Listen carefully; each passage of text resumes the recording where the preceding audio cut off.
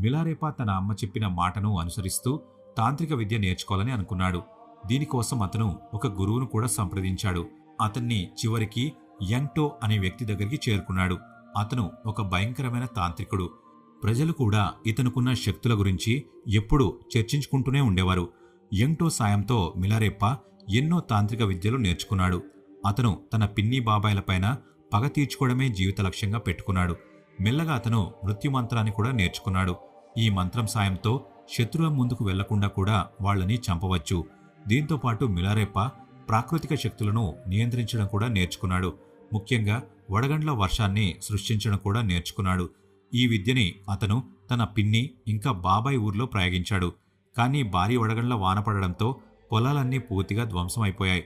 ఊరి ప్రజలంతా ఈ దృశ్యాలను చూసి చాలా ఆశ్చర్యపోయారు. అసలు ఈ సంఘటన ఎందుకు జరిగిందో, ఎలా జరిగిందో వాళ్లకి అర్థం కాలేదు. ఇదే మిలారేపాకి దొరికిన మొట్టమొదటి విజయం. కానీ అతను ఇంతటితో ఆగలేదు. ఒకరోజు మిలారేపా తన పిన్ని బాబాయ్ పైన పగ తీర్చుకోవాలని నిర్ణయించుకున్నాడు. ఆ రోజు మిలారేపా బాబాయ్ కూతురికి పెళ్లి జరగబోతుంది. ఊరంతా కూడా ఈ పెళ్లికి వెళ్ళింది. ఇదే మంచి అవకాశంగా భావించిన మిలారేపా దాడి చేయాలని అనుకున్నాడు. అతను మృత్యుమంత్రాన్ని స్మరించాడు.